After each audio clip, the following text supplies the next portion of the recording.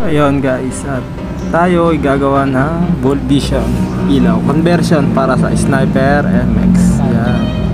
Sukat-sukat muna tayo dyan guys. At kailangan tabasin at wala tayo pambili ng head.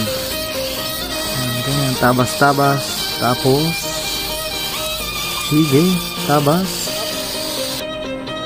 At ganyan ang kalalabasan niya guys.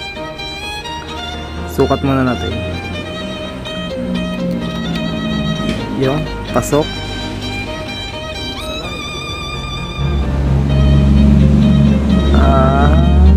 Kailangan na lang natin siyang dikitan. Yan, ganyan nga pala sukat niya. Kung may pambutas naman kayo sa tubo, mga pangbarena, ganun, 2 ang sukat niya.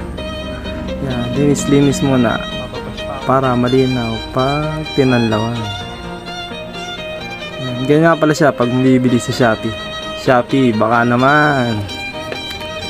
Yan, full package siya mga kaibigan. At yan, dikit-dikit lang, epoxy, baka naman. Ganyan kalalabasan niya, diba?